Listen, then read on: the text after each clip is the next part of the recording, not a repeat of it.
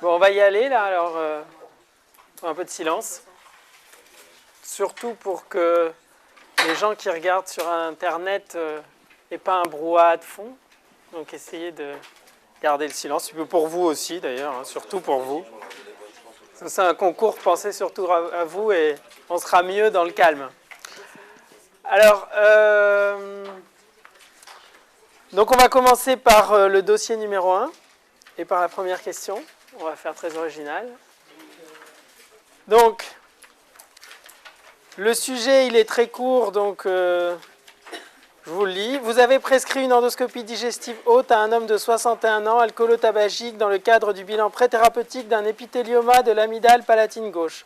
Le compte-rendu décrit au tiers moyen de l'œsophage une plaque de 2 cm de diamètre, légèrement surélevée, ne prenant pas la coloration par le lugol, contrairement à la muqueuse œsophagienne adjacente. Ça permet au dernier de s'installer. Donc, dossier numéro 1, question numéro 1, qu'est-ce que tu as répondu? Donc, j'ai répondu à un cancer épidermoïde du tiers moyen de l'œsophage chez un homme de 61 ans, devant en fait le terrain, donc l'âge, l'alcoolo-tabagisme, la fréquence tout simplement du cancer et l'examen paraclinique qu'on a fait avec en fait une atteinte du tiers moyen de l'œsophage, ne prenant pas la coloration lugol, donc ça veut dire que c'était sûrement une lésion dysplasique et donc évocatrice d'un cancer. D'accord, très bien. Bon, tu as donné les principes, tu as donné tous les éléments. Il n'y a pas de choses très, très sorciers là-dedans. Juste un petit point. Pourquoi tu dis un carcinome épidermoïde?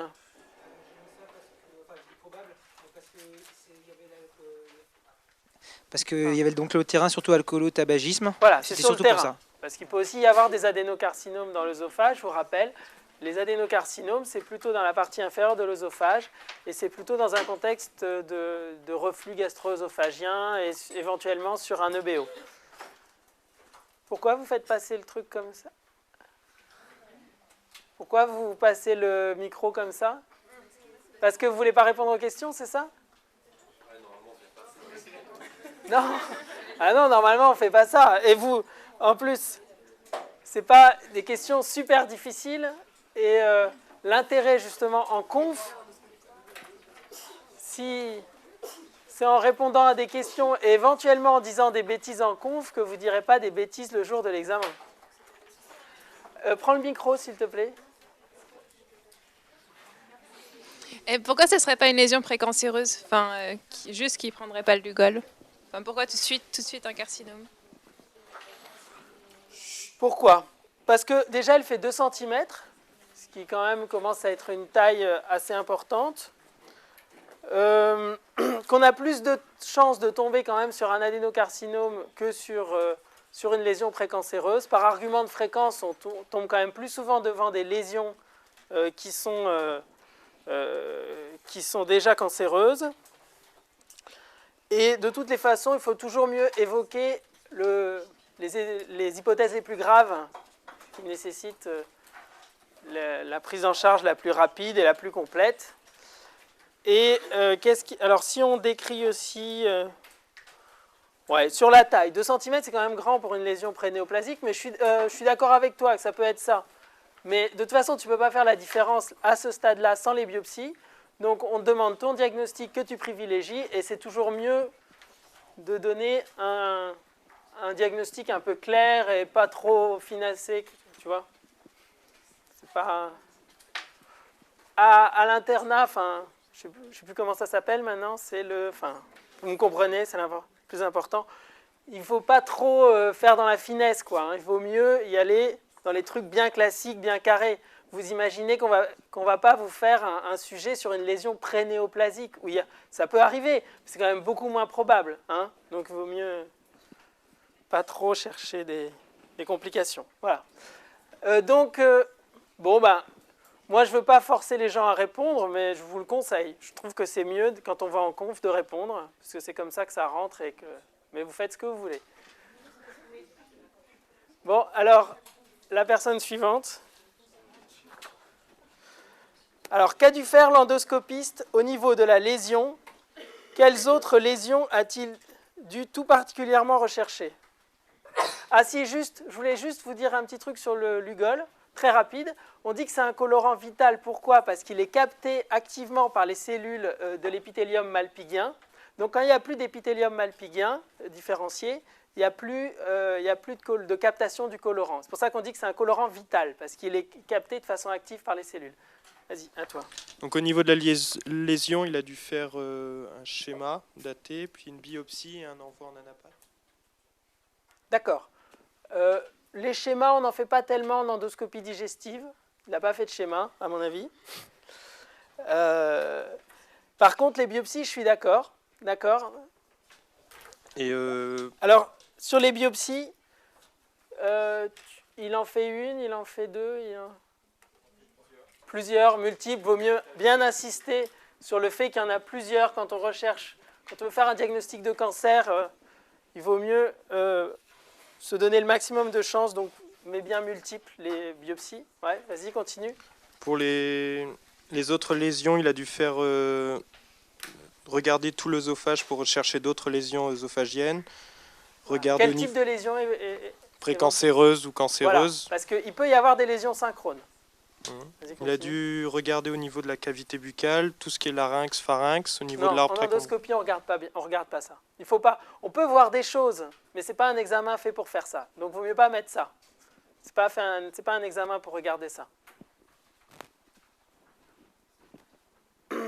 Quelle lésion tu peux trouver chez un alcoolotabagique en endoscopie digestive haute? Enfin, un alcoolique, je vais t'aider. Varices œsophagiennes, Voilà.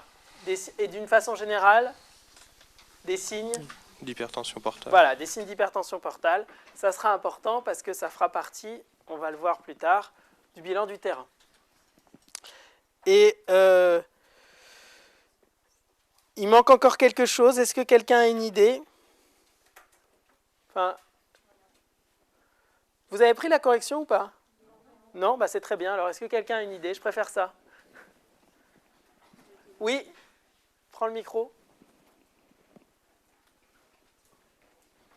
Je ne sais pas si c'est à l'endoscopie qu'on peut le voir aussi, mais voir s'il y a des lésions comme un endobrachio-œsophage pour faire un diagnostic différentiel au cas où. Ouais, mais bon, c'est le tiers moyen, donc c'est peu probable que ça soit une complication. Vas-y, dis-le-moi, parce que sinon, avec le micro, ça va être trop compliqué.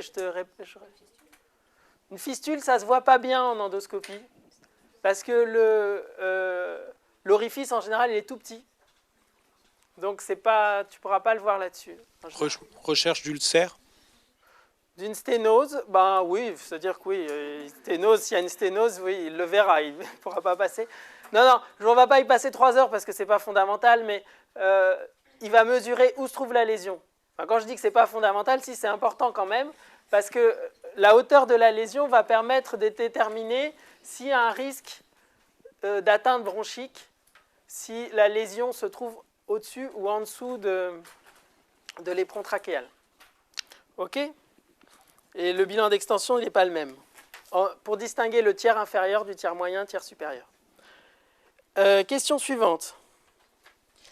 Donc, bilan je lis la question. Le diagnostic de la question 1 est confirmé. Quel sera votre bilan pré-thérapeutique? Alors, je commence par un bilan d'extension. Très bien. Donc, l'extension locale, cliniquement, on n'aura pas grand-chose. Éventuellement, on peut rechercher une dysphonie s'il y a une atteinte du nerf récurrentiel. Bonne idée. Localement, donc, on fait une écho, on l'a fait en fait, l'écho-endoscopie œsophagène. On regarde l'extension pariétale. Très bien. Principalement, éventuellement s'il y a des adénopathies aussi. Et une atteinte des organes de voisinage. Ensuite, en extension loco-régionale, l'écho-endo permet à nouveau de le faire. En clinique, on peut regarder s'il y a un... T'en es toujours à... Tu m'étais passé à l'extension à distance? Loco-régional, ouais. D'accord, excuse-moi. En clinique, c'est toujours pas tellement grand-chose. Je croyais que tu m'avais déjà dit l'extension... Tu distingues extension régionale, et locale et loco-régionale, c'est ça? Ah oui, non, je me souviens. Oui, régional maintenant. Enfin, mais d'accord, tout ensemble. Voilà, tout ensemble, on va pas s'en sortir. Ouais. Donc, tu as déjà dit la clinique pour le loco-régional. Tu m'as parlé de l'écho-endoscopie, quel autre examen tu vas faire? Voilà, je vais faire on peut éventuellement faire un transit œsogastro-duodénal. Si jamais Oui.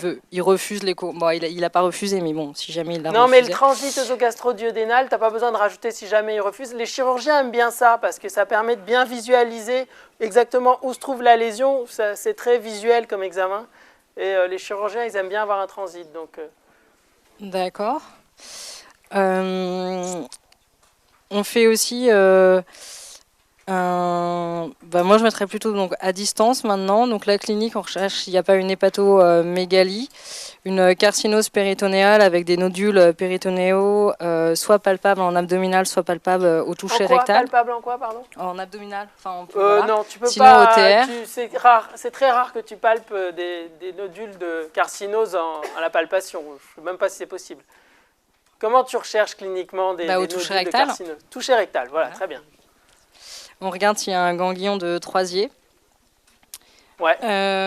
Quoique le ganglion de Troisier, c'est plutôt pour un organe sous-diaphragmatique. Il ne faut pas le mettre là. D'accord. Alors je l'enlève. Sinon, on fait une écho hépatique à la recherche de métastases hépatiques, une radio de thorax à la recherche de métastases pulmonaires, un scanner thoraco-abdominal à la recherche de métastases également. Ouais. Voilà, et une fibroscopie bronchique à la recherche d'un cancer qui serait synchrone, D'accord. vu que c'est un carcinome épidermoïde. Mhm. Voilà, avec consultation ORL, mais a priori il l'a déjà eu puisque lui c'est sur ça qu'il est venu. Voilà. Donc là, tu m'as fait l'extension, le bilan d'extension. Maintenant, je fais un bilan donc d'opérabilité. Ouais. Avec l'évaluation de l'état général, donc l'échelle de Karnofsky. Je la place, pourquoi pas. Ou OMS, on s'en fiche. Ouais. Donc un bilan nutritionnel, avec éventuellement albumine, préalbumine.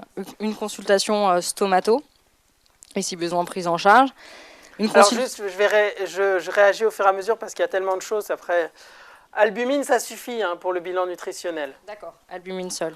Bilan nutritionnel, c'est très simple. À part pour une question vraiment très spécialisée dans un sujet de nutrition, c'est poids et albumine. Voilà, point barre, et puis c'est déjà pas mal.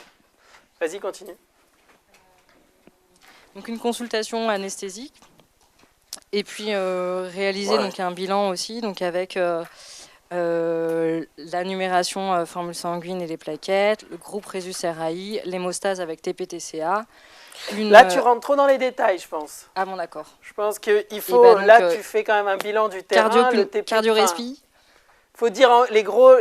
Donc, Karnofsky, ça, c'est pour l'atteinte générale. Donc, maintenant, tu vas parler de quelques organes quand même importants. Cardiaque, respiratoire. Pardon, cardiaque. Respiratoire. La fonction rénale, la fonction hépatique, d'autant plus qu'il est alcoolique. Voilà, fonction hépatique.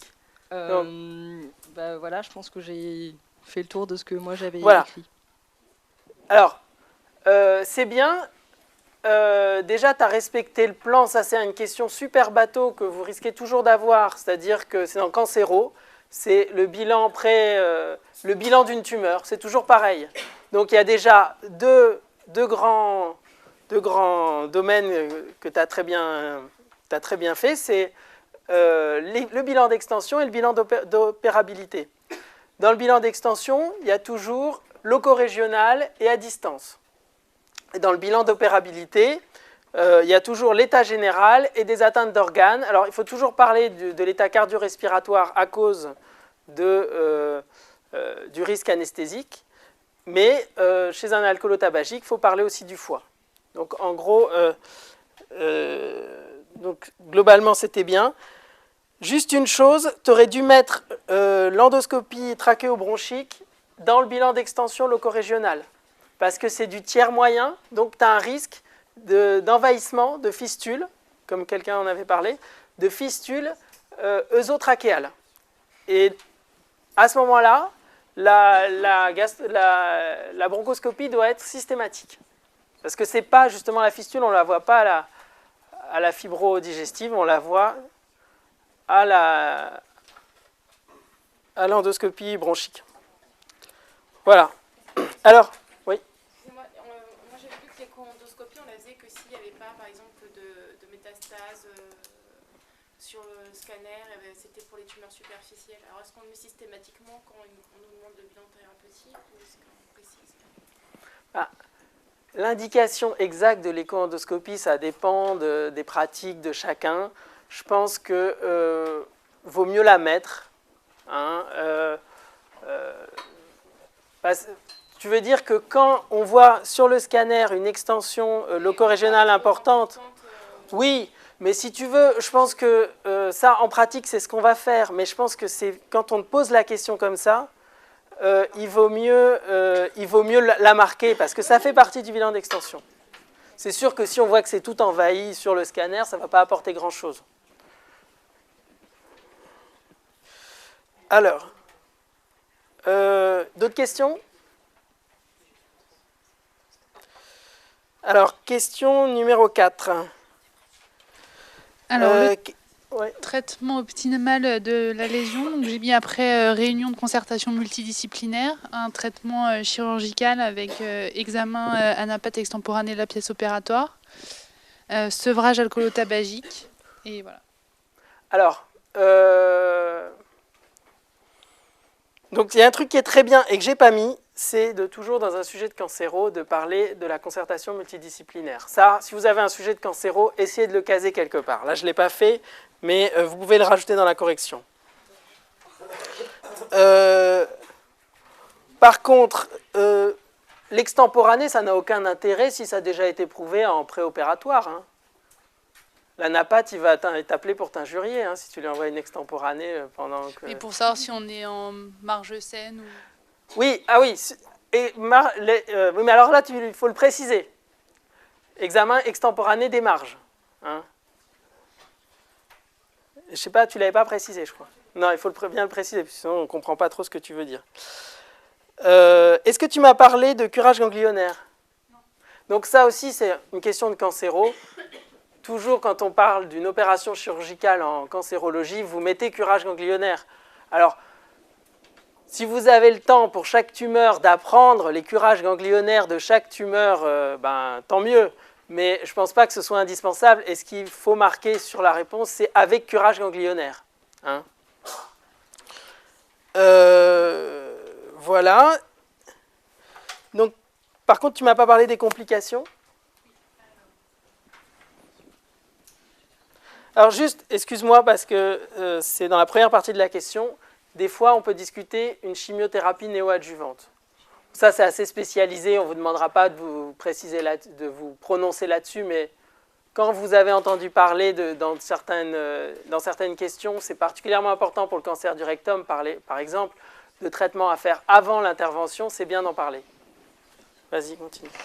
Donc pour les complications, j'ai mis fuite anastomotique, sténose anastomotique, médiastinite, hémorragie péropératoire. Et voilà. D'accord. Donc, tu as parlé des complications locales. Alors, c'est bien toujours, quand vous parlez des complications post-opératoires, de parler des complications au niveau du site de l'intervention et des complications générales liées à l'intervention. Et c'est logique, souvenez-vous, qu'on a fait le bilan d'opérabilité pour voir justement s'ils étaient capables de supporter l'opération. Donc vous reprenez ce que vous avez pris dans votre bilan d'opérabilité et puis vous mettez les complications qui correspondent. Si vous avez mis dans le bilan d'opérabilité qu'il fallait s'assurer que le patient n'avait pas de cirrhose, en post-opératoire, il risque de faire une décompensation hémato-ascitique si on est passé à côté de la cirrhose. Pareil, si c'est un patient coronarien, il risque de faire un infarctus en post-opératoire. D'accord ?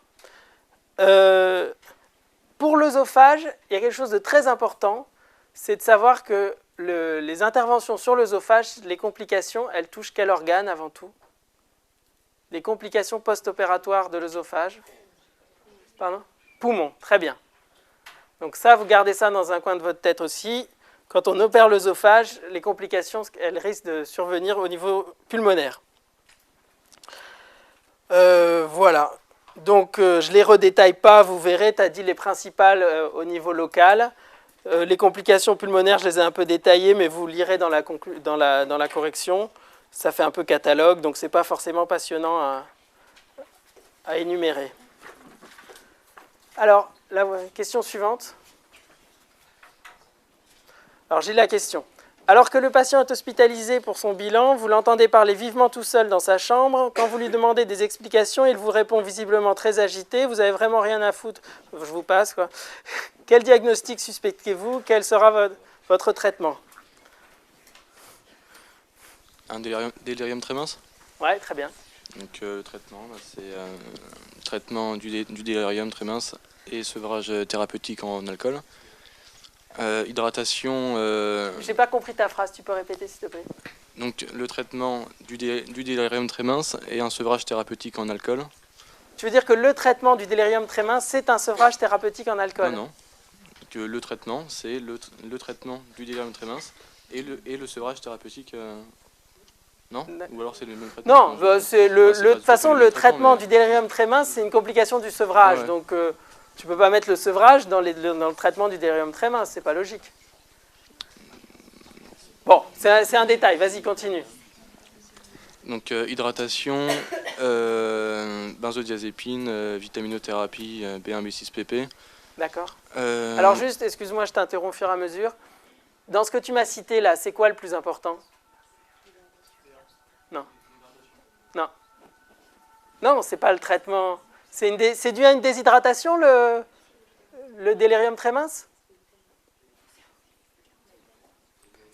Non, c'est pas dû à une carence vitaminique. Vous pouvez avoir toutes les vitamines de la Terre, vous pouvez faire un délirium très mince.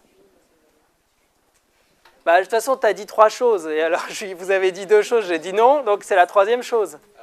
Le traitement du délirium très mince, le traitement du sevrage symptomatique, c'est les benzodiazépines. Ça, il faut bien se mettre ça dans la tête. Alors, sur l'hydratation, je voudrais dire un petit mot.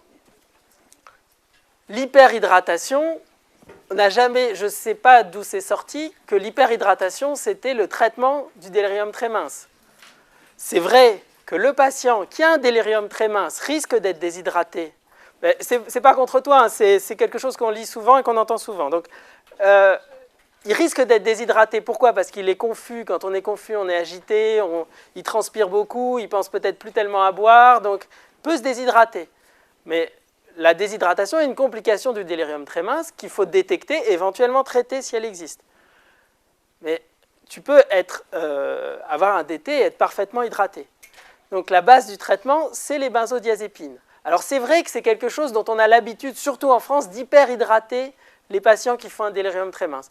Moi, j'ai vu plusieurs cas de décompensation odémato-acétique, ce qui n'est pas dramatique, c'est un test diagnostique pour la cirrhose, c'est bien, on sait qu'il a une cirrhose, le gars il a des poteaux comme ça, bon, ben, on lui a filé 4 litres par jour, et bon, ça c'est pas dramatique. Et j'ai vu des OAP qui finissaient en réa, parce que je vous rappelle que chez les alcooliques, il peut y avoir des cardiomyopathies dilatées, et chez quelqu'un qui a une cardiomyopathie à qui vous filez 4 litres de sérum phi, il risque de faire un œdème aigu du poumon. Donc, pour tenir compte de ces 2 choses, je ne vous conseille pas de mettre hyperhydratation, mais quand même, il y aura peut-être des points sur l'hydratation, donc vous mettez assurer un bon état d'hydratation. Voilà, par des perfusions suffisantes, abondantes, mais évitez le terme d'hyperhydratation. La vitaminothérapie, ce n'est pas un traitement du délirium très mince, c'est un traitement préventif du Gaillet-Wernicke, qui est quelque chose de différent et qui peut être associé. Et comme souvent les symptômes peuvent se ressembler, on peut se tromper de diagnostic, l'un peut être combiné à l'autre, donc par sécurité, on traite un éventuel Gaillet-Wernicke. Mais ce n'est pas le traitement du délirium très mince. Le traitement du délirium très mince, c'est les benzodiazépines. Voilà. Continue. Correction des troubles électrolytiques.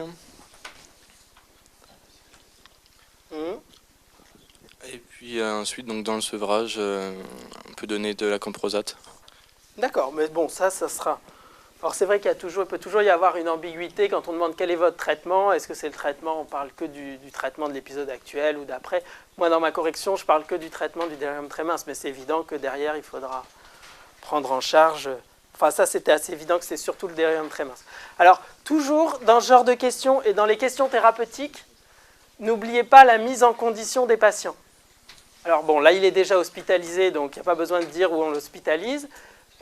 Qu'on l'hospitalise, et bon, pour l'instant, ça va à peu près. Il faudra peut-être discuter un transfert en réa, mais là, on n'a pas assez d'éléments pour dire qu'il y a un transfert en réa. Par contre, ce qui est important, c'est qu'il soit dans une chambre seule, si possible, plutôt au calme. Et c'est assez important de dire qu'il faut condamner les fenêtres, parce qu'un patient confus n'est pas forcément suicidaire, mais par exemple, un délirium tremens, ils ont des hallucinations visuelles, il peut avoir l'impression qu'il y a plein de bêtes dans sa chambre et avoir envie de sauter par la fenêtre pour échapper aux bêtes, d'autant qu'il est confus. Donc, un patient confus, c'est comme un patient dépressif, il faut condamner les fenêtres. Donc plutôt calme, il faut dire qu'il faut éviter les contentions, ça fait toujours bien, ça fait humain, mais c'est vrai en plus en pratique. Non mais, on a le droit d'être humain, c'est pas...